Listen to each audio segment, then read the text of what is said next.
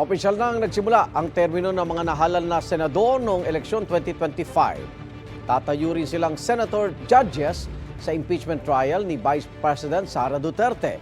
Ilan sa kanila tutol daw sa pag-dismiss ng articles of impeachment nang hindi nalilitis. May unang balita si Mab Gonzales.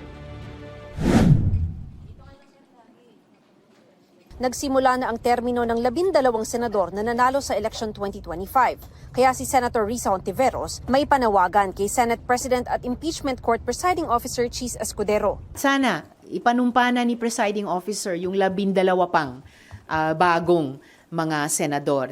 Sa 12 newly elected senators, 5 ang re-elected, sina Pia Cayetano, Bato de la Rosa, Bongo, Lito Lapid at Amy Marcos. 4 naman ang returning o mga dating senador na nagbabalik Senado, sina Bam Aquino, Ping Lacson, Kiko Pangilinan at Tito Soto. Habang 3 ang mga bagong salta sa Senado, sina Rodante Marcoleta, Erwin Tulfo at Camille Villar. Sabi ni Hontiveros, in session pa rin ang impeachment court at hindi pwedeng basta lang i-dismiss ang kinakaharap na articles of impeachment ni Vice President Sara Duterte nang hindi dumaraan sa paglilitis. Di tulad ng sinasabi ng iba, the impeachment trial is alive and ongoing. Due process requires it. Hindi naman pwedeng meron lang motion to dismiss, pagbobotohan na namin, dismiss, in effect, acquit. Gayon din, hindi naman pwedeng, hindi pa kami nagkukondukta ng trial, boboto na kami, convict.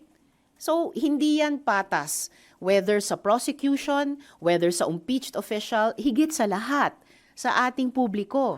Sabi rin ni Senador Joel Villanueva, tututulan niya kung may magmosyon na i-dismiss agad ng korte ang articles of impeachment. I don't know if it is still vague to some individuals, yung provision ng Constitution, yung initiation, exclusive sa House, trial, exclusive sa Senate.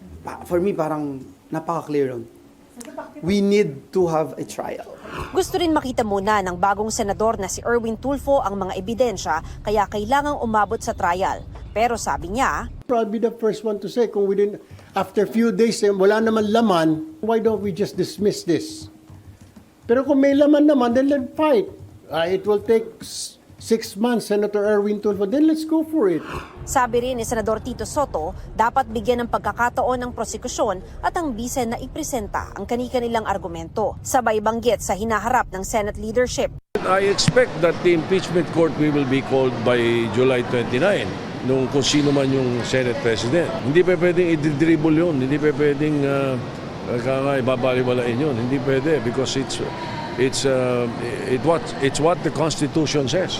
We have to follow the Constitution. At kahit pa hindi sumunod ang Kamara sa ikalawang utos ng impeachment court na dapat ideklara ng 20th Congress na desidido pa silang ituloy ang impeachment, Mananawagan kami na magkaroon ng schedule para pag-usapan kaagad yun. At mag-convene yung impeachment court.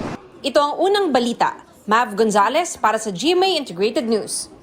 Igan, mauna ka sa mga balita, mag-subscribe na sa GMA Integrated News sa YouTube para sa iba't ibang ulat sa ating bansa.